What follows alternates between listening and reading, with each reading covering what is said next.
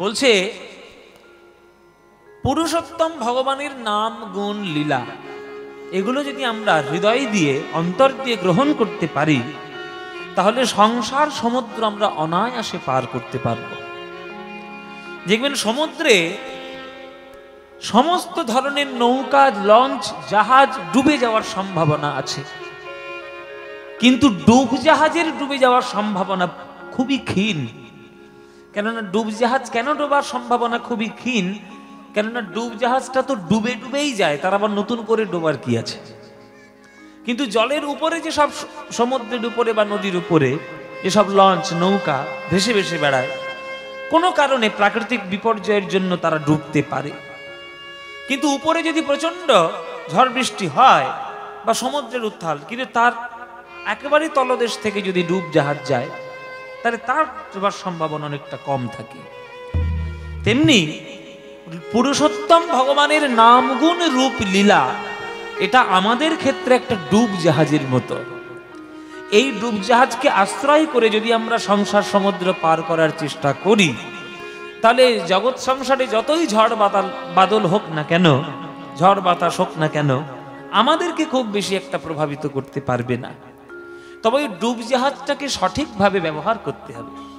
কিসের ডুব জাহাজ? পুরুষোত্তম ভগবানের নাম গুণ রূপ লীলা। এবার পুরুষোত্তম আমাদের জগতে কয় ধরনের পুরুষোত্তম আছে? তিনটে যুগ ধরে তিন ধরনের পুরুষোত্তম আমরা পেয়েছি, ত্রেতা, দাপর, কলি। ত্রেতা যুগে মর্যাদা পুরুষোত্তমকে আমরা পেয়েছি, দাপর যুগে লীলা পুরুষোত্তমকে আমরা পেয়েছি, আর এই কলিযুগে আমরা প্রেম পুরুষোত্তমকে পেয়েছি। মর্যাদা পুরুষোত্তমকে রামচন্দ্র, ভগবান শ্রী রামচন্দ্র, তার মতো মর্যাদাশালী পুরুষ, তার মতো মর্যাদাবান ব্যক্তিত্ব ভারতবর্ষে হয়েছে কিনা কখনো সন্দেহ রয়েছে। তিনি একটা ঐতিহাসিক চরিত্র তো বটেই, কিন্তু আমাদের সনাতন অবলম্বীদের কাছে তিনি ভগবান, স্বয়ং বিষ্ণুর অবতার। সেটা যারা মানবে না তাদের ক্ষেত্রে আমার কিছু বলার নেই, কারণ ব্যক্তিগত চিন্তা ভাবনা সম্পর্কে হস্তক্ষেপ করার অধিকার আমার দরকার নেই। দরকার আমার রামকে নিয়ে আপনি যদি রাজনীতি করতে চান খোলামেলাই করতে পারেন, কিন্তু রাম তো রাজনীতির কোনো চরিত্র নয়। রাম হচ্ছে মানবতা জাতির একটি চরিত্র।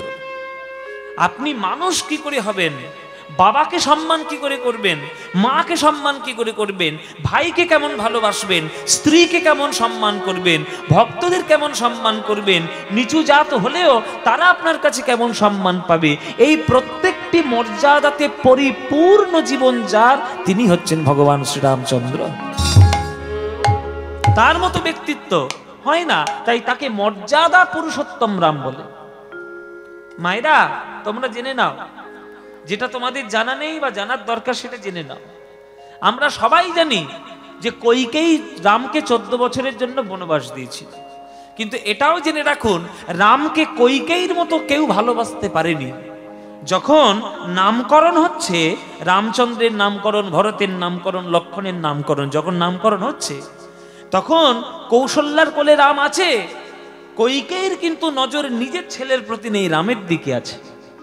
ওই যে রাম নামটা দিল, কইকেয়ীর মনে এত আনন্দিত হলো যে রামকে নিজের ছেলের থেকেও বেশি ভালোবাসে কইকেয়ী। তাহলে এখানে প্রশ্ন হবে যে কেন তাহলে এত ভালোবাসার মানুষকে ওই 14 বছরের জন্য বনবাস দিল?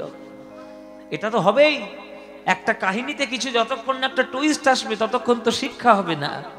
এইটাই তো কালের ফের। সব সময় সমান গতিতে জীবন যাবে হয় না, জীবনটা উথাল পাথাল নিয়েই জীবন। যেমন সারা দিন আপনি দিন পাবেন এইরকম কোথাও হয় না, সেটা হয়, কিন্তু দিনও যেমন হবে রাতও তেমন হবে। যেমন নরওয়েতে, আমাদের পৃথিবীতে নরওয়ে বলে একটা জায়গা আছে, ওখানে 6 মাস শুধু দিন হয়ে থাকে, আবার 6 মাস শুধু অন্ধকার হয়ে থাকে। তা 24 ঘন্টার মধ্যে না হলেও 6 মাস ধরে তো হবে। তেমন জীবনও ওই রকম কখনো সমান গতিতে যায় না, টাল মাটাল তো থাকবেই। তাই 14 বছরের জন্য বনবাসে পাঠিয়ে দিল। এবার 14 বছরের বনবাস করে আসার পর রাম যখন সবাইকে প্রণাম করছে, ওই ছোটবেলারই নিয়মের মতো রাম আগে গিয়ে প্রণাম করেছিল কইকেয়ীকে। তখন কইকেয়ী কাঁদতে কাঁদতে বলেছিল, রাম তোর সৎ মা হয়ে নিজের ছেলের কল্যাণের জন্য আমি তোকে বনবাসে দিলাম, আর তুই আমার চরণে আগে প্রণাম করছিস? তুই কোন ধাতু দিয়ে গড়েছিস বাবা? তখন রামচন্দ্র একটা উত্তর দিয়েছিল, উত্তরটা আপনাদের জানার দরকার। রামচন্দ্র উত্তর দিচ্ছে কইকেয়ীকে, মাগো, আমার যারা রয়েছে সকল অন্যান্য মা, তারা প্রত্যেককে আমার স্নেহে অন্ধ। স্নেহে অন্ধ বলে আমার কি করে মঙ্গল হয় এটা তারা বুঝতে পারেনি। কিন্তু তুমি যেহেতু সৎ মা, তুমি আমার স্নেহে অন্ধ নও, কিন্তু আমার প্রকৃত কল্যাণ জগতে কি করে হবে একমাত্র তুমিই বুঝেছ।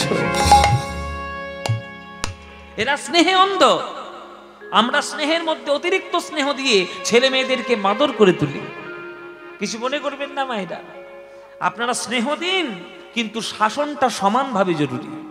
কৌশল্যা আমার স্নেহে অন্ধ, সুমিত্রা আমার স্নেহে অন্ধ, দশরথ পিতা আমার স্নেহে অন্ধ, তাই আমার ভালো মন্দ তারা বোঝেননি। কিন্তু তুমি আমার স্নেহে অন্ধ নও, আমার প্রকৃত মঙ্গল কি করে হবে সেটা তুমিই বুঝেছ। কেন? বলে তুমি যদি আমায় বনে না পাঠাতে, তাহলে আমি এত বছরের যে শিক্ষা ওইটা 14 বছরে সম্পূর্ণ করতে পারতাম না। প্রজারা বন জঙ্গলে কেমন বসবাস করে, বাইরের জগৎটা কেমন, তারা কত সুখ দুঃখে আছে, প্রজাদের সঙ্গে সম্পর্ক স্থাপন করতে গেলে নিজেকে কেমন ভাবে তৈরি করতে হবে, এটা যদি আমি বনবাসে না যেতাম তাহলে কি আমি জানতে পারতাম? তাই হে মা, তুমি আমার প্রকৃত মা, তুমি আমার স্নেহে অন্ধ নও, তাই প্রকৃত মঙ্গল কামনাটা তুমি আমার করেছ। বলুন তো, কোন সৎ ছেলে সৎ মাকে গিয়ে এই রকম ধরনের কথা বলে তাকে প্রণাম করবে? কেউ করবে? সে নিজের মা হোক আর সৎ মা হোক, কেমন ভাবে তাকে মর্যাদা দিলে তবে তার সম্মানটা বজায় থাকবে, সেটা রামচন্দ্র ছাড়া আমাদের ভারতবর্ষে আজ পর্যন্ত কেউ বোঝাতে পারেনি। আর এই মূর্খ ভারতবাসীগুলো রামচন্দ্রের চরিত্রকে না জেনে তাকে নিয়ে রাজনীতি করছে। এর থেকে বড় লজ্জাজনক আর কিচ্ছু হয় না। আমি কোনো পার্টি পলিটিক্সে যাচ্ছি না। কে কি পার্টি পলিটিক্স আপনি করবেন সেটা আপনার ব্যাপার, আপনি কোন মতাদর্শে চললে আপনার ভালো লাগবে আপনার ব্যাপার। কিন্তু রামচন্দ্র যেন আপনাদের কাছে রাজনীতির চরিত্র না হয়, রামচন্দ্র যেন আপনার মানবতার চরিত্র হয়, আপনার জীবনের আদর্শ হয়, তবেই রামচন্দ্রকে বুঝতে পারবেন। তাই তিনি মর্যাদা পুরুষোত্তম ত্রেতা যুগে, সেই মর্যাদা পুরুষোত্তম যখন দাপর যুগে এলেন তখন তিনি হলেন লীলা পুরুষোত্তম। তার মতো লীলা প্রতি ক্ষণে ক্ষণে একটি করে নতুন লীলা ও কেউ কখনো তৈরি করতে পারবে না। মায়েরা, যেদিন থেকে জন্ম নিয়েছে সেই দিন থেকে যতদিন পর্যন্ত সে ছিল পৃথিবীতে ততদিন কৃষ্ণ তার নতুন নতুন লীলা করেছে। জানো মায়েরা, পুতনা বধ করতে এসছে কংসের আজ্ঞায়, তখন বৃন্দাবনে থাকতো না, তখন গোকুলে থাকতো। দুটো স্তনের মধ্যে কালকুট বিষ মাখিয়ে মারার জন্য এসেছে। এবার পুতনা তো রাক্ষসী, দেখতে খুব একটা ভালো নয়, রাক্ষসী বলে সন্দেহ হয়। তখন মায়াধারী বিদ্যা নিয়ে তখন সে সুন্দর একটা রমণীর বেশ ধারণ করে যশোদার বাড়িতে ঢুকেছে। যশোদার বাড়িতে ঢুকে দেখতে একটা নীল মতো ছেলে এই গড়াগড়ি দিচ্ছে আর এই মাটি চেটে চেটে খাচ্ছে। তাই তাকে নিয়ে ওই স্নেহ ভরে বলছে পুতনা, এই তোরা মা না তোরা অন্য কিছু রে, ওই ছেলেটাকে মাটির মধ্যে ফেলে রেখেছিস। ওই জন্য বলে যে মার থেকে দরদ বেশি, তাকে বলে মাসি, শুধু নয় রাক্ষসী মাসি। হ্যাঁ, রাক্ষসী মাসি। মাসি মায়ের থেকে কখনো সন্তানকে কেউ ভালোবাসতে পারবে না। তা পুতনা তো রাক্ষসী, কোলে করে তুলে নিয়েছে। সবাই যখন চলে গেল আড়ালে গিয়ে স্তনটা দিয়েছে মুখের মধ্যে, বলে এইবার মরবে, এইবার মরবে। কৃষ্ণ তখন মনে মনে ভাবছে স্তনটা পান করব না করব না, কারণ আমি জানি তো ওর মধ্যে বিষ মাখানো, খেলেই মরবো আমি। কিন্তু আমি যদি মরে যাই তাহলে লীলা তৈরি করতে এখন অনেক রকম সমস্যা তৈরি হবে। আর পুতনা অনেক আশা করে আমার কাছে এসেছে, ওকেও কিছু একটা দিতে হবে। কিছু একটা না দিলে ভগবান আমায় লোকে বলবে কেন? কেন লোকে প্রণাম করে বলবে হে কৃষ্ণ করুণা সিন্ধু দীনবন্ধু জগৎপতি? কেন বলবে? তাহলে ওকে কিছু দেওয়ার দরকার। তা আমি যদি পুতনাকে কিছু দিই, সারা বিশ্ববাসীর ভক্তরা আমার উপর রেগে যাবে যে পুতনা তোমায় মারতে এসে তোমার কাছে ভালো জিনিস পেয়ে গেল, আর আমরা তোমার এতদিন রাত করে নাম জপ করছি, কই আমরা তো কিছু পাচ্ছি না। তাই পুতনাকে কিছু দেব না, পুতনার কাছ থেকে নিয়ে নেব। কি নেব? আমি জগতের সব থেকে দামি জিনিসটা গ্রহণ করি, সেইটাই আমি নেব। তাহলে দেহের মধ্যে সব থেকে দামি জিনিস কি? প্রাণ। প্রাণটাই আমি নেব। ওই 5-6 দিনের বয়সের ছেলেটা ওই পুতনার স্তনদগ্ধ পান করতে করতে প্রাণবায়ু টান দিয়েছে। যেই প্রাণবায়ু টান দিয়েছে, যখন প্রাণ নিয়ে টানাটানি, তখন মাটিতে গড়াগড়ি দিয়ে পুতনা ছটফট করছে, ছাড় ছাড় বাবা, ছাড় ছাড়। কৃষ্ণ বলে, ছাড়বো কেন? ছাড়ার জন্য ধরেছি নাকি? আমি তো বেশ মাটিতে গড়াগড়ি দিচ্ছিলাম আর মাটি খাচ্ছিলাম। তোমায় কে বলেছে এবার কোলে তুলতে? আমি তোমায় বলেছি কোলে তোলো? তুমি এবার কোলে তুলেছো, মানে তুমি আমাকে ছাড়তে চাইলেও আমি তোমায় ছাড়বো না। এইখানে শিক্ষা, এইখানে তত্ত্ব। কিসের তত্ত্ব? ভগবান এটাই বোঝাতে চাইলেন যে আমি অনাদরে পড়ে থাকি, আমি অবহেলায় পড়ে থাকি, আমি কাউকে কোনোদিন কিছু বলবো না, কিন্তু কেউ যদি একবার স্নেহ দিয়ে আমাকে বুকের মধ্যে জড়িয়ে ধরে, পরবর্তীকালে সে ছাড়তে চাইলেও আমি তার হৃদয়ে ছেড়ে কোনোদিন যাব না। আমি যাব না। তুমি ছেড়ে দিতে চাইলো আমি আর ছাড়বো না। তা এর মতো লীলা আর কে করবে বাবা? কে করবে বলো? ওই জন্য কৃষ্ণের লীলা 3 প্রকারের ভাগ। একটা বৃন্দাবন লীলা, একটা মথুরা লীলা, একটা দ্বারকা লীলা। 3 ধরনের ভাগ করা হয়েছে। বৃন্দাবনে সে তো বলাই যাবে না, প্রত্যেকটি ক্ষণে ক্ষণে একটা করে লীলা। তার উপর দ্বারকাও আছে, আবার মথুরাও রয়েছে। তাই কৃষ্ণ হচ্ছে লীলা পুরুষোত্তম। কিন্তু কলিযুগে আমাদের বাঙালির ক্ষেত্রে আরেক পুরুষোত্তমকে আমরা পেয়েছি। তিনি হলেন প্রেমে পুরুষোত্তম ভগবান শ্রীকৃষ্ণ চৈতন্য, আমার গৌর হরি।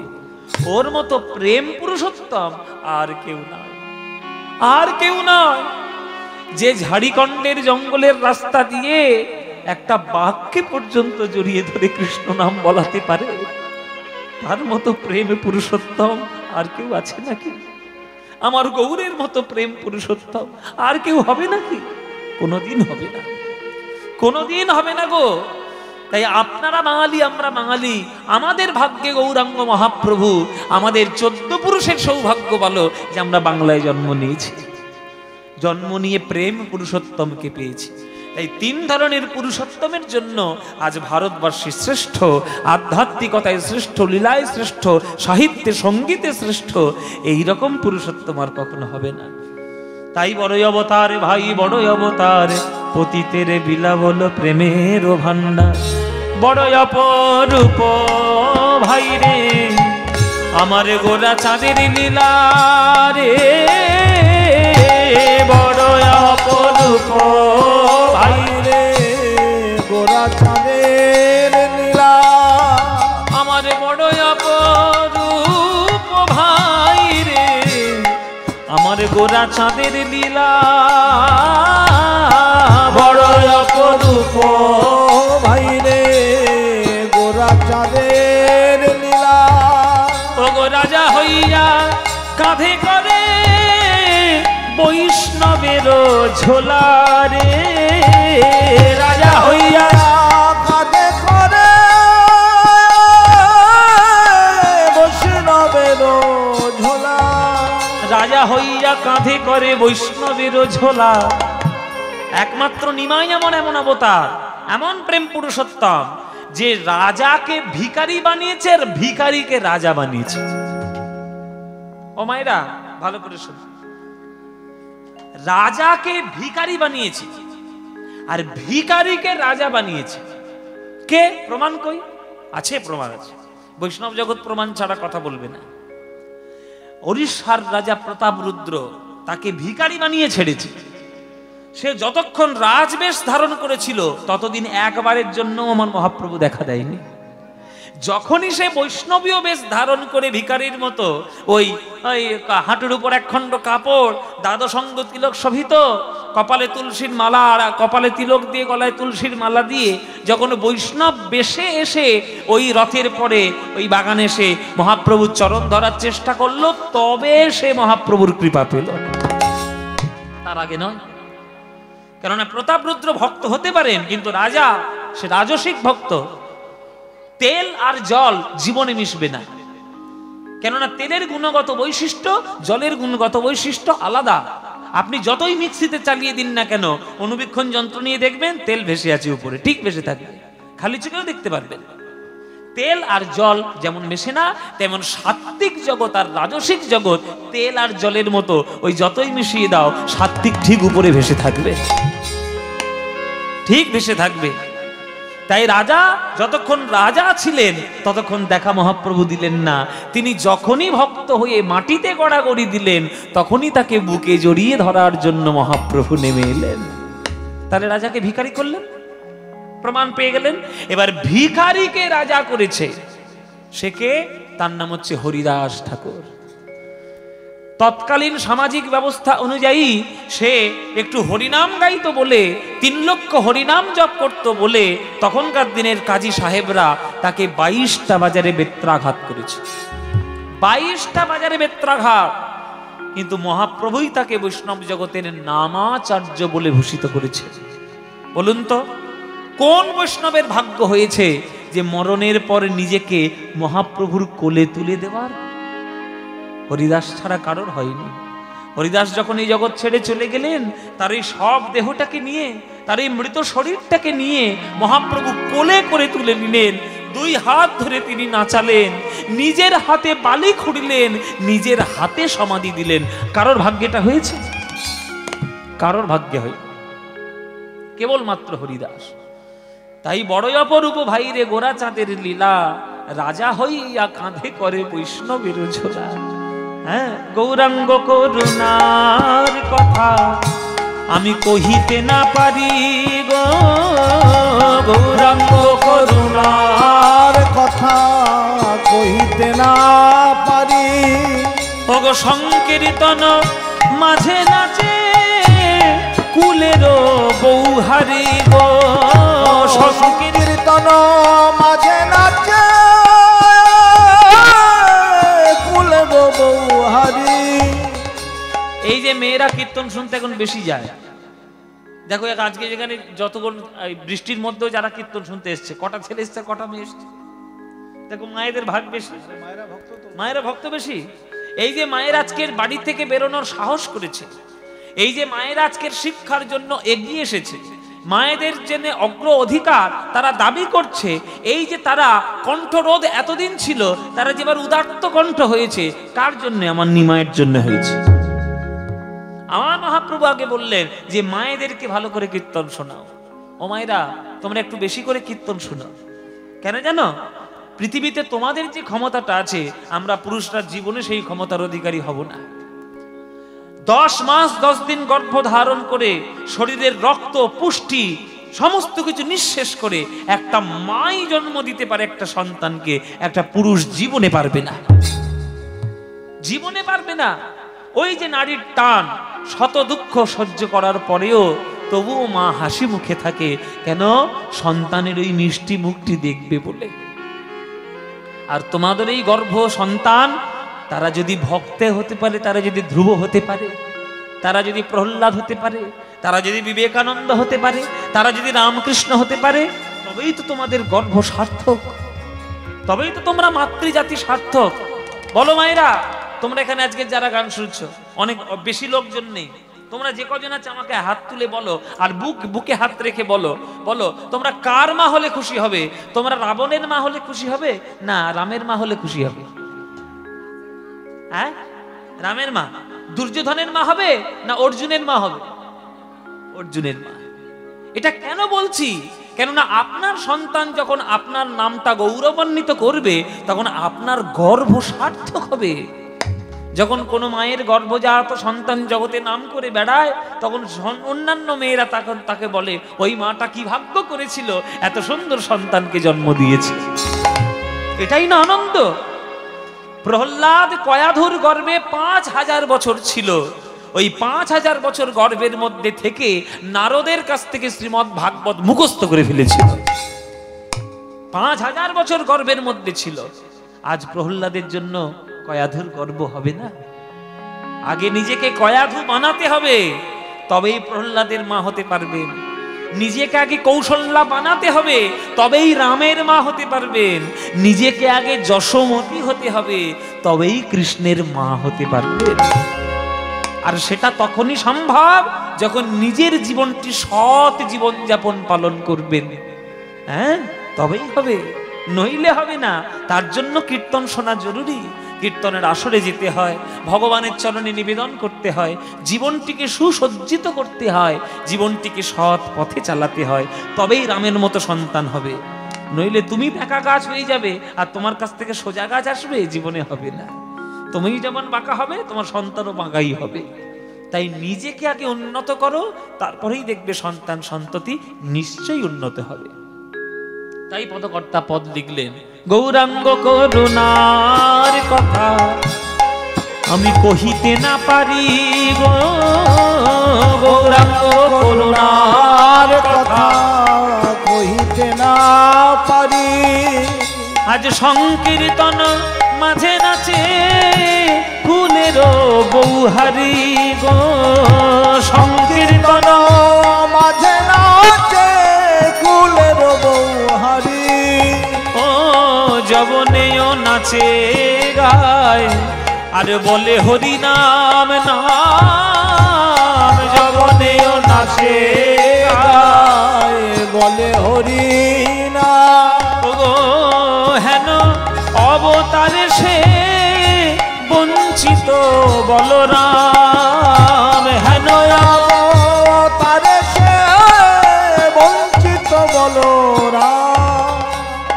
জাতের বিচার করো না, শোনো রে মানুষ ভাই, সবার উপরে মানুষ সত্য, তাহার উপরে নাই। এটা কার কথা? চণ্ডীদাসের কথা। শুনেছি তো অনেক দিন ধরে, কজন পালন করেছি। বড় বড় ভাষণ দেওয়ার জন্য কথাগুলো আমরা ব্যবহার করি, ওই রাজনৈতিক মঞ্চে, ভাষণের মঞ্চে, স্কুলের মঞ্চে, নানান রকম ওই ইন্সপিরেশনাল এই যে সব স্পিচগুলো হয় সেইখানকার মঞ্চে। কই জীবনে তো পালন করিনি? পালন করেছি জীবনে। মানুষ হতে হয় আগে, আগে মানুষ হও, তারপরে যা হওয়ার হবে। তাহলে চণ্ডীদাসের কথা শুনে তুমি চলবে না, তা তুমি মানুষ হবে কি করে? আগে তাদের কথাগুলো শুনে চলার চেষ্টা করো। নিজের মনটা কলুষিত মন, তুমি অন্যের মনকে সমালোচনা করার চেষ্টা করছো, ছাই হবে, জীবনে কিচ্ছু হবে না। আগে নিজে মানুষ হও।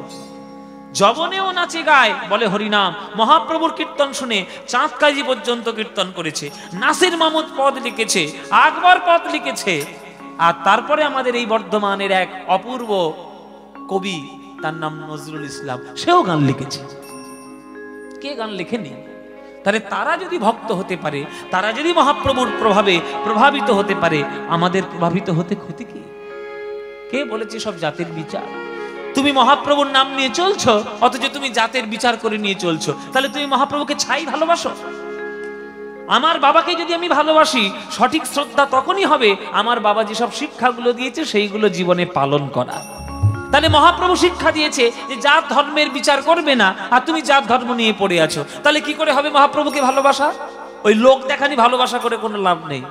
ভালোবাসা করলে ভেতর থেকে করো, তাকে সত্যিকারের শ্রদ্ধা করলে সেই শ্রদ্ধাটা আগে তুলে ধরো, তবেই তোমরা মহাপ্রভুকে ভালোবাসতে পারবে। বলরাম দাস বলছে যে যবনেও নাচে গায় তারা বলে হরিনাম, আরে হেনই অবতারে বঞ্চিত বলরাম। এত সুন্দর প্রেমের অবতার, সবাইকে চরণ ধরে ধরে প্রেম দিয়ে গেল। হায় এবারে আমি বঞ্চিত হলাম, হায় এবার আমি বঞ্চিত হলাম। এমন করুণা সিন্ধু, এমন করুণা সিন্ধু অবতারে, হাই এবারে আমি বঞ্চিত হলাম। এমন করুণা সিন্ধু অবতারে, এবার আমি বঞ্চিত হলাম। আমি কেবল রইলাম বাকি, আমি কেবল হইলাম বাকি। আমি কেবল রইলাম বাকি, আমি কেবল রইলাম বাকি। আমি গুরু বৈষ্ণবে দিয়ে ফাঁকি, ওগো আমি কেবল রইলাম বাকি। আই গুরু বৈষ্ণবের দিয়ে ফাঁকি, আমি কেবল রইলাম বাকি। ওগো গুরু বৈষ্ণবে দিয়ে ফাঁকি, আমি হরি হরি না বলিলাম। গুরু বৈষ্ণবের দিয়ে ফাঁকি, ওগো হরি হরি না বলিলাম। গুরু বৈষ্ণবে দিয়ে ফাঁকি, হরি হরি না বলিলাম। গুরু বৈষ্ণবের দিয়ে ফাঁকি, হরি হরি না বলিলাম। গুরু বৈষ্ণবের দিয়ে ফাঁকি, আমি কেবল রইলাম বাকি। হায় এবারে আমি বঞ্চিত হলাম। হায় এবার আমি বঞ্চিত হলাম। তাই বলো রামদাস কেঁদে বলছে, এই জগতে জনন তারণ করার জন্য আজ মহাপ্রভু সবার চরণ ধরে প্রেমে প্রদর্শন করেছেন। আর আমি এমন হতভাগা, মহাপ্রভুর চরণে কাছে পেয়ে ওই একবার চরণ ধরতে পারলাম না। এটাই আমাদের হয় বাবা। আমরা শুধু যে কোনো আমাদের এমন একটা স্বভাব বর্তমানে হয়ে গেছে যে আমরা শুধু সকাল থেকে সন্ধ্যা পর্যন্ত কি করে সমালোচনা করা যায় তার মানসিক প্রস্তুতি নিয়ে বসেছি। ফেসবুক থেকে শুরু করে, ইউটিউব থেকে শুরু করে, এই যত হাতে হাতে মোবাইল এসছে, সমালোচনা প্রচন্ড বেড়ে গেছে। নিজে কি করছি তার কোনো রকম কোনো পরিকল্পনা নেই, লোকে কি করছে সেইটা দেখার জন্য পাগল হয়ে যাচ্ছে সকাল থেকে সন্ধ্যা। আর ফেসবুকটাই হয়েছে একেবারে চোখের সামনে পড়ছে, যাকে তাকে সমালোচনা করে দিচ্ছে। জেনে রাখবেন, হাতে একটা ফেসবুক আছে মানে আপনি যাত্রার সম্বন্ধে কমেন্ট করতে পারেন না। এই ভারতবর্ষের টিম যখন, ইন্ডিয়ান টিম যখন খেলে, যখন হেরে যায়, তখন কত সব ভারতবাসী সব তাদের নামে সমালোচনা করে। বাট আর মাঠে নামিয়ে দিলে খেলতে পারবি? পারবি খেলতে? সমালোচনা করতে পারবি ঘরে বসে বসে। এখন জিতে এসছে, খুব সোনার মালা দেওয়ার জন্য পাগল হয়ে যাচ্ছে। এই সব হচ্ছে আমাদের মানব জাতির স্বভাব। মাঠে নামিয়ে দিলে একটাও ব্যাট চালাতে পারবে না, 4 দিতে পারবে না, 6 দিতে পারবে, সমালোচনা করতে পারবে। আমার সমালোচনা 1000 লোক করবে, কিন্তু আমার মতো গান গাইতে গেলে আমার মতো সাধনা করতে হবে। আমার গুরুর সমালোচনা অনেকেই করবে, কিন্তু আমার গুরুর জায়গায় পৌঁছতে গেলে 10 জন্ম সাধনা করতে হবে। সমালোচনা করা যায়, হঠাৎ করে হাতে মোবাইল এলো, যাত্রার সম্বন্ধে যা তা বলে দেওয়া যায়, কিন্তু তার কর্ম সম্বন্ধে জানতে গেলে তার চরণে গিয়ে একটু বসতে হয়। তাই নিমাইয়ের সমালোচনা সাধারণ লোক করতেই পারে, কিন্তু নিমাই যেটা আমাদের জন্য দিয়ে গেছে সেইটা পেতে গেলে সারা জীবন তপস্যা করলে তবে পারবে, তবেই পারবে। তাই বলরাম দাস কেঁদে বলছে যে চোখের সামনে থেকে নিমাই হরিনাম করতে করতে চলে গেল, আর আমি শুধু খেয়ে শুয়ে দিন কাটালাম, সমালোচনা করে দিন কাটালাম, আমার প্রেম পাওয়ার হলো না। তাই গৌরাঙ্গ মহাপ্রভু আমাদের জন্য প্রেম নিয়ে এসেছেন। যে প্রেম গোলকের প্রেম, রাধা গোবিন্দ মিলিত তনু সোনার গৌরাঙ্গ আমার, সেই প্রেম হাতে ধরে পায়ে পড়ে আমাদের প্রেম দিয়েছেন। তাই বাঙালি হয়েছে তোমরা, যেখানেই থাকবে সময় পেলে, যখন সময় পাবে একটু গৌরাঙ্গের নাম করে নেবে। ভজ গৌরাঙ্গ কহ গৌরাঙ্গ, লহ গৌরাঙ্গের নাম রে। ভজ গৌরাঙ্গ কহ গৌরাঙ্গ, লহ গৌরাঙ্গের নাম রে।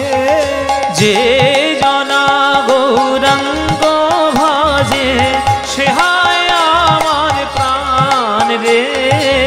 যে জনা গৌরাঙ্গ ভজে, সে হয় আমার প্রাণ। এই গানটা ভালো লাগে তো মায়েরা?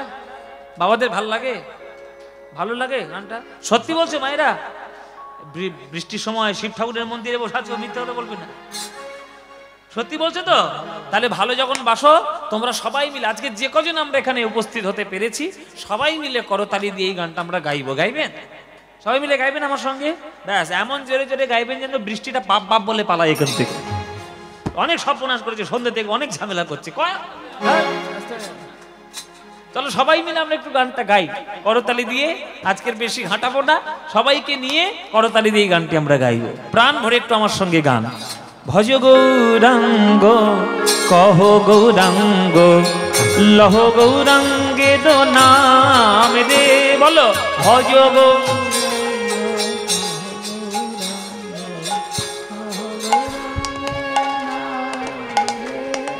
ভজ গৌরাঙ্গ কহ গৌরাঙ্গ লহ গৌরাঙ্গের নাম রে, ভজ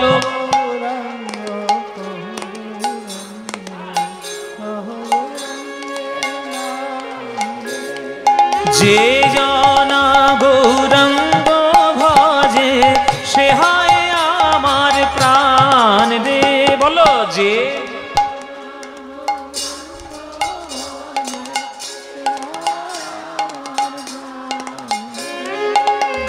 প্রভাত কালে হা গৌরাঙ্গ যে বলে একবার রে, প্রভাত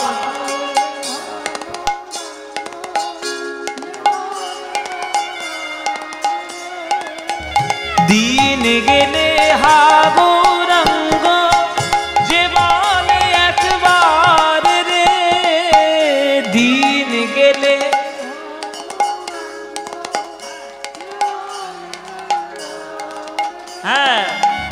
সেই জন আমার হয় আর আমি হই তার রে, বলো সে জন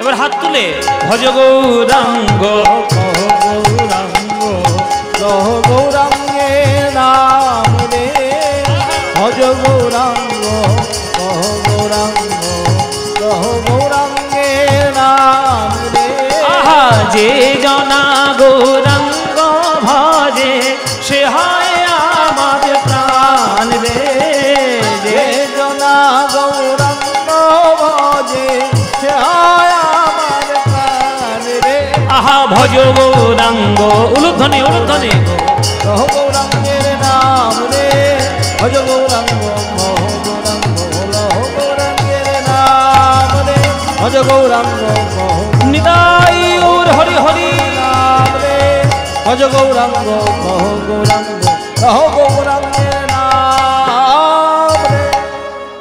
বলো আনন্দ হয়েছে? হয়নি? এই আনন্দর কোথাও পাবে? এই আনন্দ পেতে গেলে প্রত্যেক বছর এই শিব ঠাকুরের মন্দিরে কীর্তন শুনতে আসতে হবে। 10 বছর ধরে আসছেন, আবার আসবেন তো? তবে এবার এমন সময় আসবেন যাতে বৃষ্টিটা টেনে টেনে নামিয়ে আসে, আর যেন বৃষ্টি না। হ্যাঁ, এই বৃষ্টির জন্য সব একবার তছনছ করে দিয়েছে।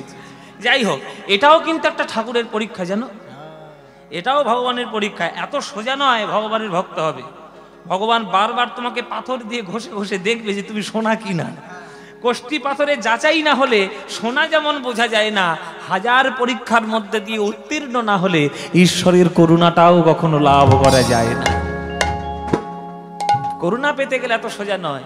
বলে সুখ মে সুমিরন সব করে, দুঃখ মে সুমিরন সব করে, সুখ মে করে না কোই, जो সুমিরন সুখ মে করে, দুঃখ কাহে কো হয়। আজকে সেই পরীক্ষাটা তোমাদের হয়েছে, ওই বিকেল থেকে সেই পরীক্ষা শুরু হয়েছে। হ্যাঁ, বলে সুখ মে সুমিরন সব করে, সব বৃষ্টি বৃষ্টি হবে না, খুব সুখ নিয়ে বসবো, হ্যাঁ একবার সুন্দর করে কীর্তন শুনতে বসে, বাহ এবার হাওয়া খাবো, কীর্তনিয়ার গান শুনবো, এটা তো সবাই করবে। কিন্তু এই বৃষ্টি বাদলা সবকিছু পেরিয়ে, এইটা পেরিয়ে যে আসবে কীর্তন শুনতে, প্রকৃত সেই ভালোবাসবে ভগবানকে। এই ভালোবাসাটা বজায় রাখার চেষ্টা করুন। সেটা যতদিন পারবেন ততদিন দেখবেন আপনার হৃদয় আনন্দে প্রেমে ভরে উঠবে। আর কিচ্ছু দেখার দরকার নেই। তাই প্রেম ছাড়া ভগবানকে পাওয়ার রাস্তা নাই। সেই প্রেম এনেছে আমার গৌরাঙ্গ মহাপ্রভু, সেই প্রেম দিয়েছে আমার গৌরাঙ্গ মহাপ্রভু। সেই গৌরাঙ্গ মহাপ্রভুর লীলা আজকের আমরা আস্বাদন করতে বসেছি। মন দিয়ে শুনবেন, যতটুকু শুনবেন একটু মন দিয়ে শুনবেন। কীর্তন গান মানে মনোরঞ্জনের গান নয়, কীর্তন গান মানে হয় ভগবানের চরণে ভক্তি প্রকাশ করার গান। যে গানের মাধ্যমে ভগবানের প্রতি আপনার ভক্তি বৃদ্ধি হবে সেটাই কীর্তন গান। কীর্তন গান শুনলেন, ও দারুণ গান গেয়ে গেল। কি গান গাইলো? কোমর শুধু বাঁকিয়ে দিল, নাচ ভেঙে ফেললো। হ্যাঁ, কোমর বাঁকিয়ে দিল, ভেঙে ফেললো কোমর। কি আনিল রে, কোথায় ছিল রে, মধুমাখা কৃষ্ণ, নাম নাম নাম, ব্যাস। এটা মনোরঞ্জন হলো, কীর্তন হলো না। ওটা মনোরঞ্জন হলো, খুব চটকদারি হলো, খুব আসর জমে গেল, কিন্তু কীর্তন হলো না। কীর্তন হলে আপনি বসবেন, মন আপনার শান্ত হবে, এক একটি পদ শুনবেন, আপনার হৃদয়ে গোবিন্দের প্রতি প্রেম বাড়বে, তবেই না কীর্তন, তবেই না শ্রেষ্ঠ গান। কীর্তন গান মনোরঞ্জনের গান নয়, ভগবত চরণে ভক্তি প্রদর্শন করানোর গান। সেটা বাঙালিরা যতদিন না বুঝবে, বাঙালিদের ভাগ্য ততদিন হবে না। একটু বাঙালি হন মায়েরা, একটু বাঙালি হয়ে যান। বাঙালিরা এখন ধীরে ধীরে অন্যান্য কিছু হয়ে যাচ্ছে, কি হয়ে যাচ্ছে নিজেরাও জানে না। ওইটা হবেন না। সন্ধেবেলায় রাস্তার মোড়ে গিয়ে মোমো না খেয়ে সন্ধেবেলায় বাড়িতে বসে নারকেল মুড়ি খান, ওইটাই বাঙালিয়ানা। ওই বাঙালিয়ানা জাতিদের, এটা পলাশপুর, পলাশপুর না? আমার নাম নিয়ে বেশ মালা দিয়েছে গো বাবা, অনেকদিন পর পলাশপুরের মালা পেয়েছে। যাই হোক, জয় নিতাই গৌর হরি বল। একটু বাঙালি হয়ে যান, তবেই গৌরাঙ্গকে চিনতে পারবে। ওই বাঙালি ছেলেটা যে কি করেছে আমাদের জন্য, তোমরা বুঝতেও পারছো না। তোমরা বুঝতে না পারলেও তোমাদের এই জেলার কবি, তোমাদের এই দেশের কবি, সে কিন্তু বুঝতে ছাড়েননি। তার নাম হচ্ছে কাজী নজরুল ইসলাম। নজরুল ইসলাম তিনি গৌরাঙ্গকে ভুলে যাননি। এই লাইনটা একটু দেখো তো, লুজ হচ্ছে এই কিবোর্ডটা।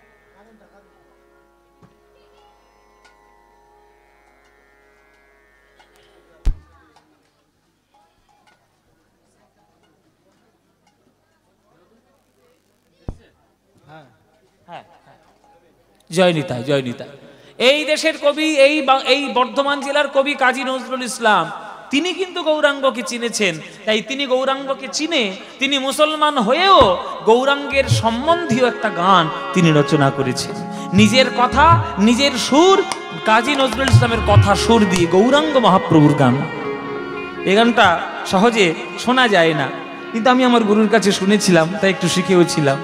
আপনারা যদি বলেন আপনাদের দু লাইন শোনাতে পারি, শোনাবো? শুনবেন? ওই পিছন থেকে ঝরঝর করে জল পড়ছে, শুনবেন তবু? আচ্ছা চলুন। কাজী নজরুল ইসলামের লেখা, কাজী নজরুল ইসলামের সুর, গৌরাঙ্গ বিষয়ের গান, গৌরাঙ্গ মহাপ্রভুকে নিয়ে গান। অভূতপূর্ব রচনা, অপূর্ব রচনা। মোরা, একটু হাত জোরে করে বসবেন মায়েরা, খুব প্রিয় গান আমার। আর খুব কথাগুলো যদি শুনতে পারেন, আহা, একবারে কথাগুলো হিরে মণি মুক্তার থেকে কম কিছু নয়, কথাগুলো এত দামি। মোরা কাঁদব না ওগো শচী দুলাল, তোমায় ডেকে ডেকে মোরা কাঁদব না ওগো শচী দুলাল,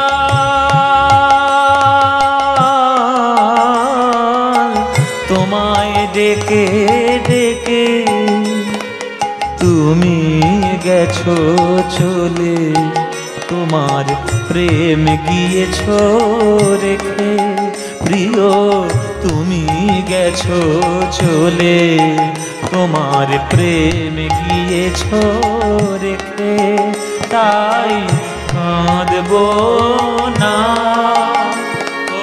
সখী দুলাল, তোমায় ডেকে ডেকে তাই কাঁদব না। আহা, কি কথা দেখুন বাবা, তাই কাঁদবো না। নজরুল ইসলাম বলছে তাই কাঁদবো না। কেন কাঁদবো না? ওগো ও শচী দুলাল, তোমার জন্যে আমরা কাঁদবো না। কেন? বলে কাঁদবো কার জন্য? যাকে হারিয়ে ফেলেছি তাকে, তার জন্য কাঁদবো। যে চিরকাল আমাদের সঙ্গে সঙ্গে রয়েছে তার জন্য কেন কাঁদবো? আরে তোমার শরীরটা হয়তো আমাদের কাছে নেই, কিন্তু তোমার আশীর্বাদ, তোমার প্রেম, তোমার অনুভূতি, তোমার ভালোবাসা প্রতিটি বাঙালি ভক্তদের হৃদয়ে আছে, তাই কাঁদবো না। বলছে তুমি গেছো চলে, তোমার প্রেম গিয়েছো রেখে। প্রিয় তুমি গেছো চলে, তোমার প্রেম গিয়েছো রেখে। তাই কাঁদবো না। ত্যাগ যেখানে প্রেম যেখানে, তোমার মধুর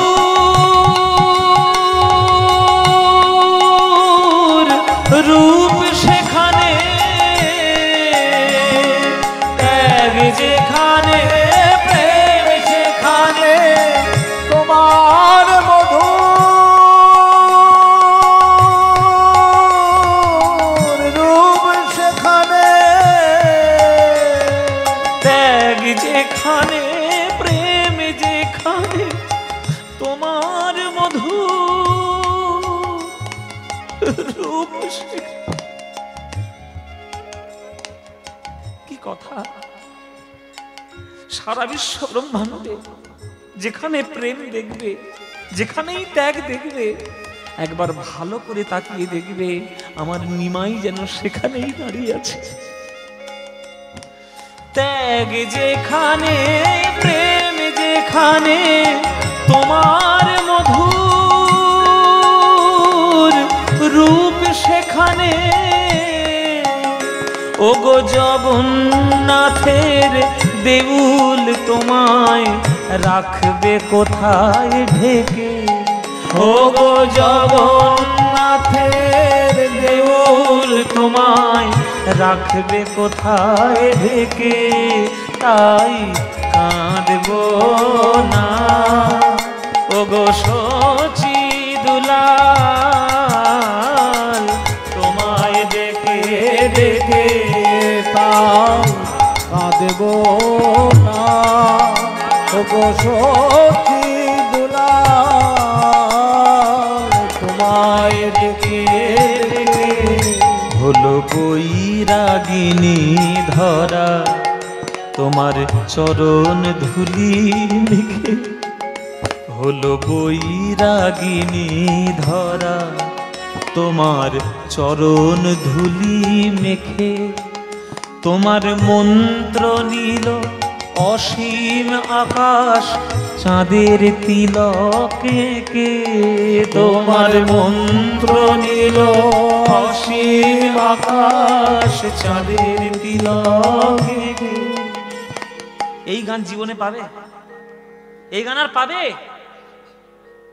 কাজী নজরুল ইসলাম এই বাংলায় জন্ম নিয়েছে, আমাদের হাজার গুণে সৌভাগ্য ভালো। চিনতে পারলে না তো তাকে, ওই যে বললাম শুধু সমালোচনাই করে গেছে। তাকে চিনতে গেলে তার গানগুলো শোনো, পড়ো, ভাবো। সমালোচনার মন নিয়ে কীর্তনের আসলে বসবেন না। ভাগবতীয় প্রেম ভক্তি এইগুলো লাভ করার জন্য কীর্তনের আসলে বসুন, তবেই না কীর্তন শোনাটা সার্থক হবে।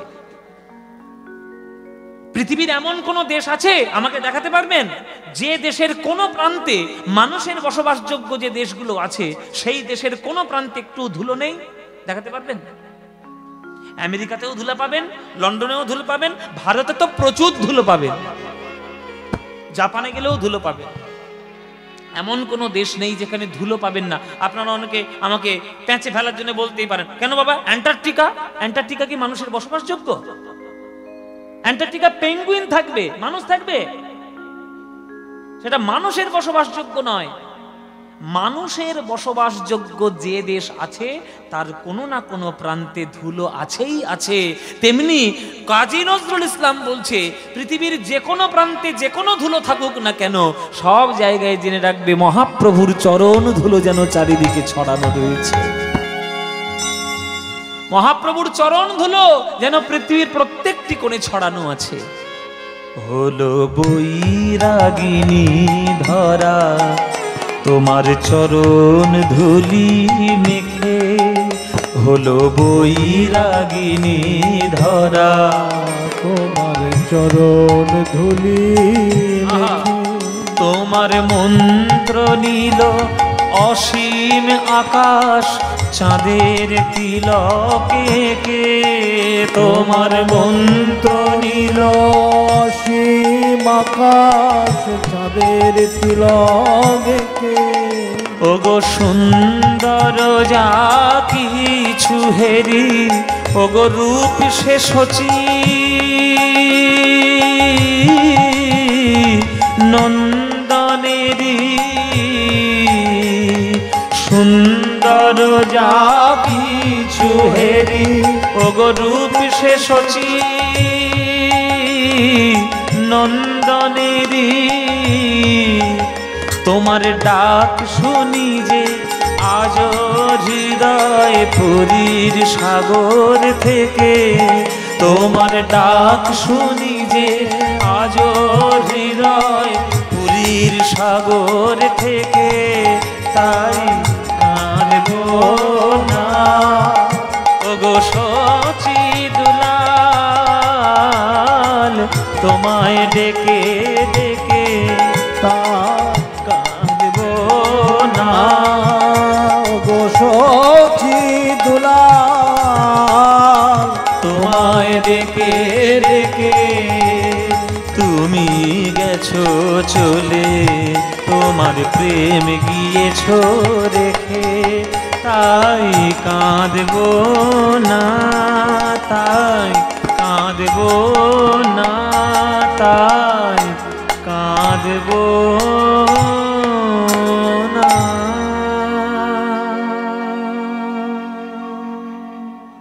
এই হচ্ছে নজরুল ইসলাম। এই গানটা লিখেছে বলে নজরুল ইসলামের জাত গেছে? জাত গেছে? তোমরা এই গানটা শুনছো, তোমাদের জাত গেছে? না গৌরাঙ্গকে নিয়ে গানটা লিখেছে, গৌরাঙ্গের জাত গেছে? তাহলে জাত ধর্মের বিচার নিয়ে তোমরা কেন পড়ে আছো? সাধারণ মস্তিষ্ক ছাড়ো, একটু উদার হওয়ার চেষ্টা করো। সূর্যের আলো যেমন কোনো গলিতে প্রবেশ করবে না, এই রকম তার কোনো কথা নেই, পৃথিবীর সর্বত্র আলো দেবে। মনটাকে সূর্যের মতো আলোকিত করো, তবেই না প্রেম কুড়িয়ে পাবে, তবেই না মহাপ্রভুর প্রেম বুঝতে পারবে। তাই আজকে সেই মহাপ্রভুর কথা, সেই মহাপ্রভুর লীলা আজকের আমরা আস্বাদন করব। কি আস্বাদন করব? মহাপ্রভুর দ্বিতীয় স্বরূপের কথা আজকের আমরা আস্বাদন করব। আজকের আমরা ভক্ত লীলা শ্রীনিবাস আচার্যের কথা আস্বাদন করব। মহাপ্রভুর দ্বিতীয় স্বরূপ, তার নাম হচ্ছে শ্রীনিবাস আচার্য।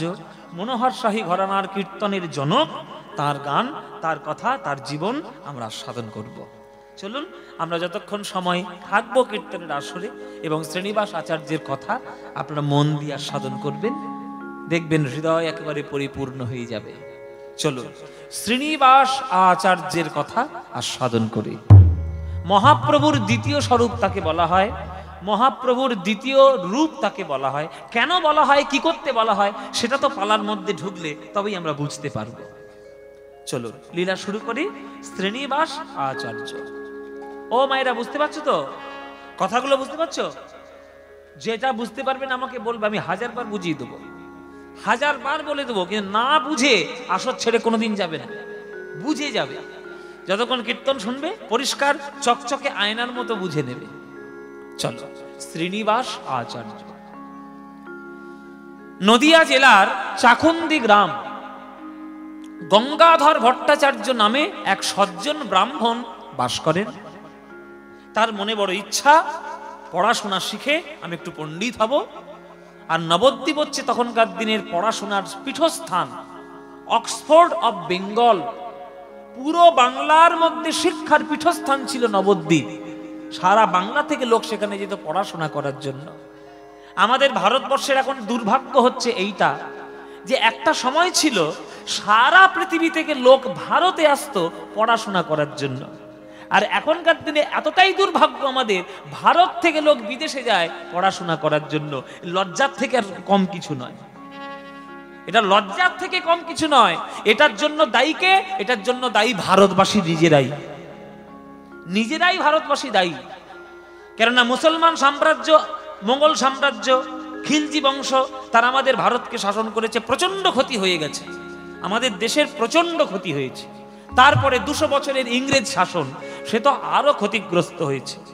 তারা যা ক্ষতি না করে গেছে তার থেকে এই 60-70 বছরে আমাদের ভারতবর্ষের নেতাগুলো ভারতবর্ষকে আরো সর্বনাশ করেছে, তার থেকে অনেক বেশি ক্ষতি করেছে। আমাদের দেশের মানুষরা দেশকে যতটা চিনতে পারেনি, বরং বিদেশিরা কিন্তু খানিকটা চিনেছে। ইসকনের লোকেরা, আমেরিকার লোকেরা আজকের ইসকনে এসে পড়ে রয়েছে নবদ্বীপে, এমনি এমনি নয়। তারা বুঝে গেছে যে নবদ্বীপের মাটিতে গড়াগড়ি দিলে আমি আমেরিকায় থাকলে পৃথিবীর সকল কিছু সুখ কিনে নিতে পারবো, কিন্তু ভগবানের চরণের প্রেম কখনো কিনতে পারবো না। তাই তারা বৃন্দাবনের ধুলায় গড়াগড়ি দিচ্ছে, নবদ্বীপের ধুলায় গড়াগড়ি দিচ্ছে, হরে কৃষ্ণ বলছে। আমাদের দেশের মানুষগুলো বুঝতে পারছে না, সব সেকুলার হয়েছে। হ্যাঁ, সব সেকুলার হয়ে গেছে। নানান ধরনের বাক বিতণ্ডা করে ঈশ্বরমুখী যাতে না হয় সেই চেষ্টা করে বেড়াচ্ছে। আর সুনিতা উইলিয়ামস তার মতো একটা বিজ্ঞানী, সে আকাশে যখন যাচ্ছে গীতা নিয়ে যাচ্ছে, গণেশ নিয়ে যাচ্ছে। তোমরা কোন মূর্খ নিজেরাই ভেবে দেখো। সে এত বড় বিজ্ঞানী হয়ে সে আকাশে যখন যাচ্ছে, যখন মহাকাশ গবেষণা করতে, সে গীতা নিয়ে যাচ্ছে, সে গণেশ নিয়ে যাচ্ছে। আর তোমরা এতটাই সেকুলার হয়েছো যে নিজেদের দেশের ধর্ম চেনো না, নিজেদের দেশের আদর্শ চেনো না, লোককে ঈশ্বর বিরোধী করার চেষ্টা করছো। লজ্জা ছাড়া তোমরা দেশের জন্য কিচ্ছু নাও, কিচ্ছু নাও তোমরা লজ্জা ছাড়া। নবদ্বীপ হচ্ছে আগেকার দিনের পড়াশোনার জায়গা। এই নিমাইয়ের বাবা জগন্নাথ মিশ্র পড়াশোনা করতে এসেছিল বাংলাদেশ থেকে, পূর্ববঙ্গ থেকে। পড়াশোনা করার পরে সেই তিনি নবদ্বীপে থেকে গেলেন, রয়ে গেলেন। তাই গঙ্গাধরের বড় ইচ্ছা, গঙ্গাধর ভট্টাচার্যের ইচ্ছা যে আমি একটু পড়াশোনা করব ভালো করে, বেদ পড়বো, পুরাণ পড়বো, যুক্তি পড়বো, ন্যায় পড়বো, দর্শন পড়বো, উপনিষদ পড়বো, নানান কিছু পড়াশোনা করে আমি একটু পণ্ডিত হব। পড়াশোনার মোহের মধ্যে পড়েছি গঙ্গাধর ভট্টাচার্য। তা গঙ্গাধর ভট্টাচার্য যখন পড়াশোনা করতেন নবদ্বীপে, তখন গৌরাঙ্গ মহাপ্রভু দলবল সঙ্গে নিয়ে, খোল করতাল সঙ্গে নিয়ে আর হরিনাম করতে করতে সবার চরণ ধরে ধরে প্রেম প্রদর্শন করে যেতেন। ওই দেখো নিমাই আমার গান গাইছে, ওই তোমার নিমাই। আহা গো, কত সুন্দর সোনার টুকরো ছেলে। পৈতের অহংকার নেই, ব্রাহ্মণত্বের কোনো অহংকার নেই, লোকের হাতে ধরে, পায়ে পড়ে, মুচি মেথর শূদ্র বাগদি কাউকে বাদ দেয় না, সবার চরণ জড়িয়ে ধরে প্রেম প্রদান করে। এই রকম ছেলে আর বাংলায় হবে না কি গো? আর হবে না গো, আর হবে না। ওই দেখো আমার নিমাই কি সুন্দর হরিনাম করছে। ওই হরিনামটা যদি আমি করতে পারতাম আমার কত আনন্দ হতো। একটু পড়াশোনা করে নি, পড়াশোনাটা শেষ হলেই হয় আমি নিমাইয়ের সঙ্গে ওই খল করতাল বাজিয়ে আমিও কীর্তন করব। মহাপ্রভু কীর্তন করতে করতে যাচ্ছে, এদিকে পড়াশোনা করছে গঙ্গাধর পাঠশালায় বসে গুরুর কাছে, আর ওদিকে নিমাই হরিনাম করতে করতে যাচ্ছে। হরি হরে নম কৃষ্ণ যাদবায় নম, হরি হরে নম কৃষ্ণ যাদবায় নম, হরে নম কৃষ্ণ যাদবায় নম, হরি হরায় নম কৃষ্ণ যাদবায় নম। গোপাল গোবিন্দ রাম শ্রী মধুসূদন, গোপাল গোবিন্দ রাম শ্রী মধুসূদন, ওই গোপাল গোবিন্দ রাম শ্রী মধুসূদন, গোপাল গোবিন্দ রাম শ্রী মধুসূদন। ওই গোপাল। গানটা ঠিক গাইলাম? ভুল হয়েছে না? হ্যাঁ, ভুল হয়ে গেছে। মানে তাহলে কি হবে? হরি হরে নম কৃষ্ণ যাদবায় নম,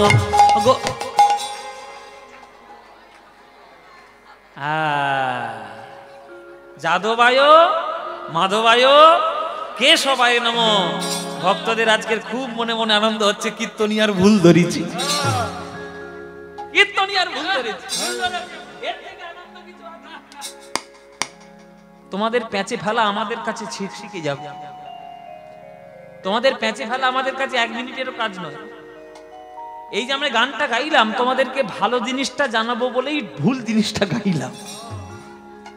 শুনে রাখো, যেটা তোমরা এখনকার দিনে গানটা শোনো, হরি হরয় নম কৃষ্ণ যাদবায় নম, যাদবায় মাধবায় কেশবায় নম, এইটা মহাপ্রভুর নয়। মহাপ্রভুর এটা মহাপ্রভুর নয়, এটা নরোত্তম দাস ঠাকুরের। এই যে যাদবায় মাধবায় কেশবায় নম, এটা নরোত্তম দাস ঠাকুরের লেখা। এই নরোত্তম দাস ঠাকুর হচ্ছে আবার শ্রীনিবাস আচার্যের শিষ্য।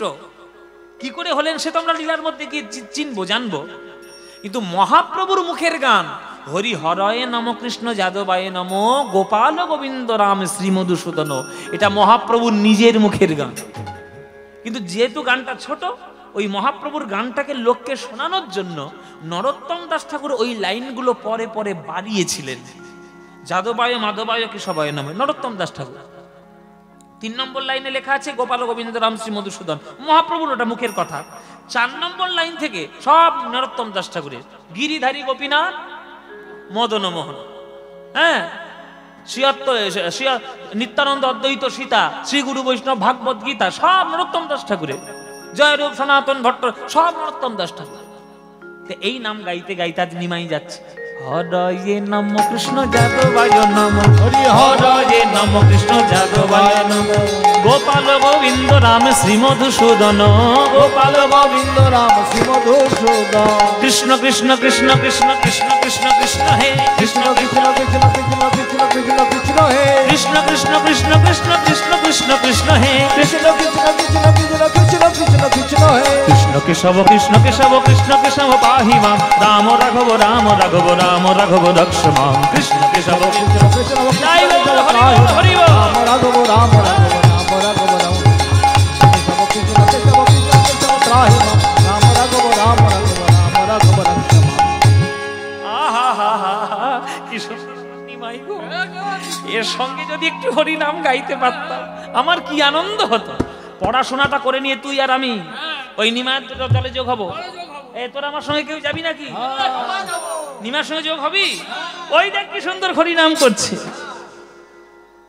গঙ্গাধরের মনে বড় ইচ্ছা হলো নিমায়ের সঙ্গে কীর্তন করব, পড়াশোনাটাকে শেষ করে নিয়ে সঙ্গে সঙ্গেই আমার নিমায়ের সঙ্গে কীর্তন করতে বেরোবো। গুরুদেব পাঠশালায় ছুটি দিয়ে দিল, কেননা তখন মকর সংক্রান্তি এসছে, পৌষ সংক্রান্তি, তা পাঠশালা ছুটি থাকবে। বাড়ি যাও বাবা, 2-3 দিনের জন্য বাড়িতে ঘুরে এসো, আবার পাঠশালায় আসো। ছুটিতে বাড়িতে এসছে গঙ্গাধর মকর সংক্রান্তির দিন। এই মকর সংক্রান্তির দিনে আমাদের বাঙালিদের ঘরে ঘরে কি হয় মায়েরা? কি হয়? পিঠে পায়েস হয়তো, তোমাদের দিকে হয়তো, হ্যাঁ, ধারদার পিঠে হয় না? বাঙালিরা পিঠে পায়েস খাবে না? হতে পারে। সরু চকলি, মোটা চকলি, পাটি সাপটা, নারকেল পিঠে, পুলি পিঠে, পাটি সাপটা, তাহলে নানান ধরনের পিঠে হয়। তা পিঠে পায়েস খেয়ে পৌষ সংক্রান্তির দিন বাড়িতে খুব আনন্দ করে গঙ্গাধর থাকলো। পরের দিন সকালে উঠে মনে মনে ভাবছে যে কালকেই তো গুরুর বাড়ি থেকে এসেছি, গঙ্গা স্নানটাই আমার করা হয়নি, আমার একটু গঙ্গা স্নান করতে হবে। হলে এই পৌষ সংক্রান্তির দিন গঙ্গা স্নান না করলে হয়? সে গঙ্গাসাগর সে কত দূর, সেখানে তো আর যেতে পারবো না। সব তীর্থ বারবার, আর গঙ্গাসাগর একবার। তখন যদিও একবার ছিল, এখন বারবার, এখন ট্রেন হয়ে গেছে। আর এই গঙ্গাসাগর যতই তোমরা বর্ধমানে থাকো, আমার দেশে না গেলে তোমাদের 14 পুরুষের উদ্ধার নেই বলে দিলাম। ওই গঙ্গাসাগরের দেশের ছেলে আমি। আমার বাড়ির থেকে গঙ্গাধর এই 1.5-2 ঘন্টার মধ্যেই আর কি, একদম কাছে। হ্যাঁ, অতটাও লাগবে না, খুব তাড়াতাড়ি যাওয়া যায়। তা গঙ্গাসাগর তো আর যেতে পারবো না। তা গঙ্গা বয়ে যাচ্ছে যখন চোখের সামনে থেকে, বরং আজকের পয়লা মাঘ, আজকে ডুবটা দিয়ে আসি গঙ্গার জলে। তা চাকন্দি গ্রাম থেকে গঙ্গা কোথায়? চাকন্দি গ্রামের কাছাকাছি গঙ্গা হচ্ছে কাটোয়ার গঙ্গা। কাটোয়া আছে না বাবা? এই যে আপনাদের বর্ধমানেরই কাটোয়া, সোজা চলে গেলে এই কাটোয়া যে গঙ্গাটা, ঠিক ওই পাটটা হচ্ছে নদিয়া জেলার চাকন্দি গ্রাম, আর এই পাটটা হচ্ছে কাটোয়া। এইবার গঙ্গাদাস স্নান করতে এসে দেখছে যে গঙ্গার ওই পারে মানে কাটোয়াতে প্রচুর লোকের ভিড়। একটা বটগাছের তলায় অনেক লোক, সব করজোরে, দূর থেকে বোঝা যাচ্ছে যতটুকু, করজোরে সবাই দাঁড়িয়ে আছে। কেন? আজকের ওই বটগাছের তলায় অভূতপূর্ব ঐতিহাসিক ঘটনা ঘটছে। কি ঘটনা ঘটছে সেটা এবার আমরা বলবো। কাঞ্চন নগরে এক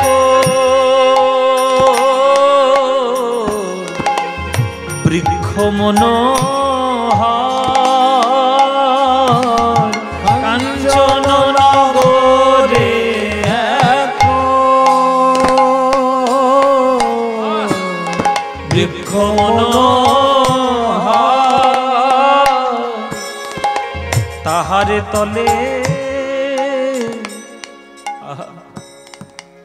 তলে বসিলে আমার গৌরাঙ্গ সুন্দর। সবাই হাত জোড় করে বসুন। সবাই হাত জোড়ে করে একটু বসুন বাবা। সুরধ্বনির তীর আলো করে বটগাছের তলায় গঙ্গার তীরে আমার নিমাই বসে আছে। তাহারে তলে বসিলেন আমার গৌরাঙ্গ সুন্দর। সুরধ্বনির তীর আলো হলো, সুরধ্বনির তীর আলো আমার মহাপ্রভুর অঙ্গ ছটায়। সুরধ্বনির তীর আলো হলো মহাপ্রভুর অঙ্গ ছটায়। সুরধ্বনির তীর আলো ওই বটগাছের তলায় আমার গৌরাঙ্গ মহাপ্রভু এসে বসেছে। কেন না সন্ন্যাস গ্রহণ করবে বলে কাটোয়াল কেশব ভারতীর চরণে এসেছে। কাটোয়াল লোকরা যখন জানতে পেরেছে গঙ্গার তীরে নিমাই বসে আছে, বলো মায়েরা, আর কি কেউ ঘরে থাকবে? আর কেউ ঘরে থাকবে? সব দলে দলে জানতে যখন পেরেছে এই ওই নিমাই এসছে রে, নিমাই বটগাছের তলায় বসেছে, সে নাকি সন্ন্যাসী হবে, ওরে চল চল চল ছুটে চল, একবার শেষবারের মতো দেখে আসি। কেননা সে যদি সন্ন্যাসী হয়ে চলে যায় আর তার নয়ন ভরে তাকে দর্শন করা হবে না। নগরের লোকধায় আর যুবক যুবতী, নগরের লোকধায় যুবতী যুবতী, নগরের লোকধায় আর যুবক যুবতী সতী ছাড়ে নিজ পতি, সতী ছাড়ে নিজ পতি আর তপ ছাড়ে জ্যোতি, সতী ছাড়ে নিজ পতি তপ ছাড়ে জ্যোতি। তারা দলে দলে ছুটিল রে, তারা দলে দলে ছুটিল, একবার সোনার গৌর দেখবে বলে তারা দলে দলে ছুটিল রে। একবার সোনার গৌর একবার দেখবে বলে দলে দলে ছুটিল, ওগো তারা সোনার গৌর দেখবে বলে। আর ভাগ্যে হয় কি না হয় সোনার গৌর দেখবে বলে, আর ভাগ্যে হয় কি না হয় সোনার গৌর দেখবে বলে, আর ভাগ্যে হয় কি না দলে দলে ছুটিল রে নগরের লোকধায় আর যুবক যুবতী সতী ছাড়ে নিজ পতি, তপ ছাড়ে জ্যোতি জ্যোতি। মায়েরা সব কাটোয়ার মায়েরা সকালবেলায় গঙ্গা স্নান করতে এসছে ওই বট গাছের তলায়। যে একবার আমার গৌরাঙ্গ মহাপ্রভুকে দেখছে বরফের মতো জমাট হয়ে ওইখানে দাঁড়িয়ে যাচ্ছে, বরফের মতো জমাট হয়ে যাচ্ছে। কেননা নিমায়ের ওই রূপ দেখে আর কারোর ঘরে ফিরে আসার কারোর মন নেই। কেননা জীবনে তো শেষবারের মতো দেখছে, নিমাই যদি একবার চলে যায় আর কি কখনো দেখা হবে ওই মুখটা? আর দেখা হবে না। গঙ্গাধর বলছে ওইখানে এত ভিড় কেন? একটা লোক নদীর থেকে উঠে আসছে, গঙ্গাধর তাকে ধরেছে, ভাই রে ওই নদীর ওই পারে কিসের এত ভিড়?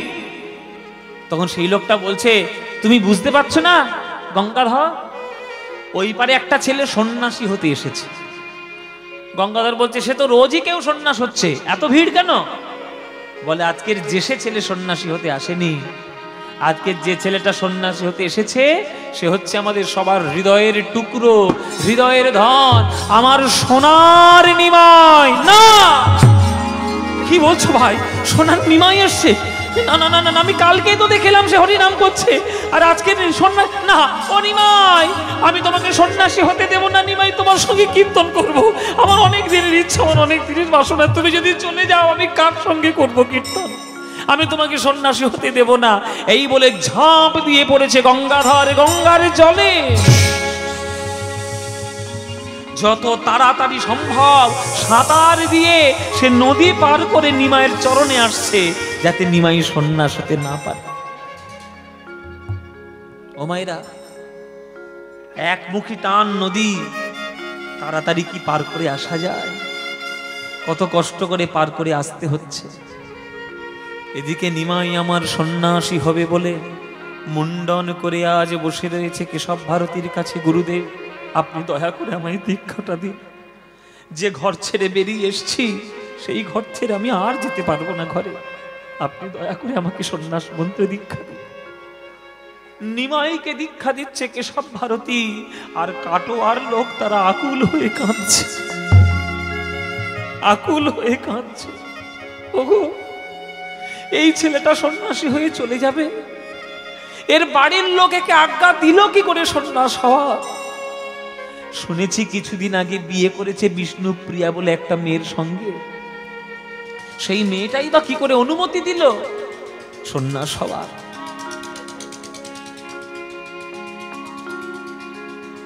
আমাদের মনে হয়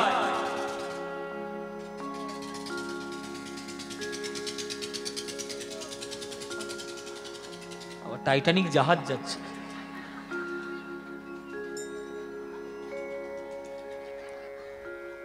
বলে আমাদের মনে হয় ওই মাটাকে বোধহয় গলা টিপে হত্যা করে তবেই বাড়িতে এসছে, বউটার গলা টিপে হত্যা করে বোধহয় তবে বাইরে এসছে, নইলে এমন সোনার টুকরো ছেলেকে কেউ বাইরে ছাড়বে না।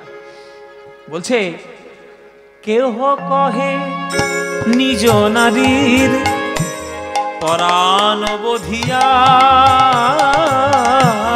কেহ কহে নিজ নারী পরাণ বধিয়া, আসিয়াছে বুঝি জননীর গলে পদ দিয়া, আসিয়াছে বুঝি জননীর গলে পদ দিয়া।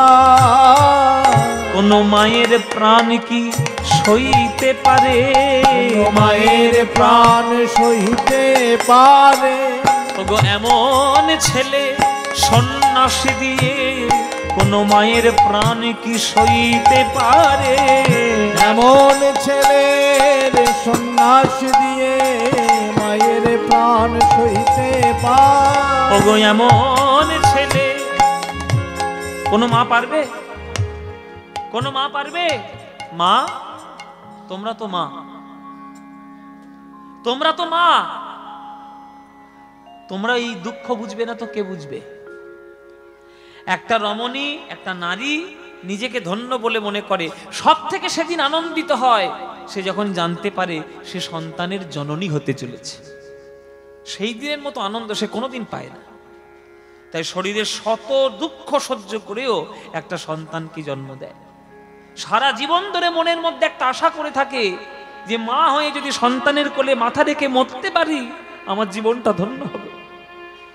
একটা মায়ের আশা সন্তানের কোলে মাথা রেখে মরব, কিন্তু সন্তান যদি মায়ের কোলে মাথা রেখে মরে যায় এর থেকে বড় কষ্ট আর কিছু আছে? যে মা সন্তান হারিয়েছে সেই মা জানে, আর কেউ জানে না। সচিমা আমার সেই মা, 8টা কন্যা সন্তান মরে গেছে, বড় ছেলে চলে গেছে, স্বামী হারা হয়েছে, শাশুড়ি হয়ে বৌমার মরণ দেখেছে চোখের সামনে, লক্ষ্মীপ্রিয়ার মরণ। এমন জনম দুঃখিনী সচিমা, তাকে ছেড়ে নিমাই এসছে। তাই নদীটা সাঁতার দিয়ে গঙ্গাধর তাড়াতাড়ি আসছে যাতে নিমাই সন্ন্যাসী হতে না পারে। এদিকে মন্ত্র দীক্ষা নিয়ে নিল কেশব ভারতীর কাছে। ওগো নিমাই, শত শত মানুষকে দুঃখ দিয়ে তুমি আজ সন্ন্যাসী হলে নিমাই। শ্রীকৃষ্ণের চরণে যাতে চৈতন্য হতে পারে সবার, এই প্রচেষ্টা যেন তোমার থাকে। তাই এই বটগাছের তোমার তলায় তোমাকে আমি দীক্ষা দিলাম। আর তোমার নাম দিলাম নতুন, কি নাম? অদ্য হইতে নাম তোমার শ্রীকৃষ্ণ চৈতন্য। শ্রীকৃষ্ণ চৈতন্য, কৃষ্ণ নাম দিয়া জীবের করা তুমি ধন্য, তুমি ধন্য। হরি নাম দিয়া জীবের করাও তুমি ধন্য, তুমি ধন্য। কৃষ্ণ নাম দিয়া জীবের করাও তুমি ধন্য। কেশব ভারতী গঙ্গাধর আছাড় খেয়ে পড়েছে কেশব ভারতীর চরণে। কেশব ভারতী আমার নিমাই কই? কেশব ভারতী দেখিয়ে দিলেন, এই তো তোমার নিমাই, এই আমার নিমাই, এই আমার নিমাই। আমার নিমাইয়ের ঘাড় পর্যন্ত কোঁকড়ানো চুল ছিল, কি অপরূপ দেখতে ছিল। আপনি মুন্ডন করিয়ে কি করেছেন আমার নিমাইকে? এই নিমাইকে তো আমি চিনি না। আমার নিমাইয়ের কিছু নাম দিয়েছেন নাকি? কেশব ভারতী বলছি, দিয়েছি তো বাবা। তোমার নিমাইয়ের নাম হয়েছে শ্রীকৃষ্ণ চৈতন্য। কি নাম? ওই যে শ্রীকৃষ্ণ চৈতন্য। যতবার নামটা উচ্চারণ করছে ততবার কেশব ভারতী শ্রীকৃষ্ণটি আস্তে বলছে, চৈতন্য জোরে বলছে। এই শুনে আজকের কেশব ভারতীর কাছ থেকে গঙ্গাধর শুধু চৈতন্যটাই শুনতে পেয়েছে, শ্রীকৃষ্ণটা ভালো করে শুনতে পাই। তাই গঙ্গাধর বলছে, নিমাই তুমি একটা এই চৈতন্য নাম পাওয়ার জন্য তুমি আমাদেরকে বঞ্চিত করেছ। সোনার নদিয়াকে তুমি বঞ্চিত করলে। তোমার বিশ্বম্বর নাম পছন্দ নয়, তোমার গৌরাঙ্গ নাম পছন্দ নয়, তোমার নিমাই নাম পছন্দ নয়, তোমার গৌর নাম পছন্দ নয়, আমাদের সবাইকে বঞ্চিত করেছ নিমাই। তাই তোমার সঙ্গে আর আমি কথা বলবো না। চৈতন্য নামে আমি পাগল হলাম, আমি কোন নাম জানি না। চৈতন্য চৈতন্য করি উন্মাদ হইল, নয়নের ধারায় গঙ্গাধর ভাসিতে লাগিল, নয়নের ধারায় গঙ্গাধর ভাসিতে লাগিল। বাড়িতে ফিরে এল, শুধু মুখে একটাই শব্দ, চৈতন্য চৈতন্য চৈতন্য, আমার চৈতন্য। পাড়ার লোকেরা যদি পণ্ডিত মশাই বলে সাড়া নেই, ভট্টাচার্য মশাই বললে সাড়া নেই, ঠাকুর মশাই বললে সাড়া নেই, ও গঙ্গাধর সাড়া নেই। কেউ যদি একবার ভুল করে বলে ফেলে, ও চৈতন্য দাস, হ্যাঁ কে ডাকলে, কে আমায় ডাকলে, কে কে? এই চৈতন্য নামে সে পাগল হল। বেশ কয়েকটা বছর কেটে গেছে। তারও স্ত্রীর নাম ছিল লক্ষ্মীপ্রিয়া দেবী। একদিন মধ্যরাত্রে বিছানার উপরে বসে বসে ফুপিয়ে ফুপিয়ে কাঁদছে, ফুপিয়ে ফুপিয়ে কাঁদছে। তখন লক্ষ্মীপ্রিয়া বলছে, তুমি কাঁদছো কেন স্বামী? তখন গঙ্গাধর বলছে, আমার নিমাইয়ের কথা বড্ড মনে পড়ছে লক্ষ্মী। কত বছর হয়ে গেল, কোথায় আছে, কেমন আছে, কোথায় কোন দেশে আছে আমি জানিও না। আমার মনটা বড্ড কেমন করছে, আমার বড্ড মন খারাপ। তখন লক্ষ্মীপ্রিয়া বলছে, তা তুমি কাঁদছো কেন?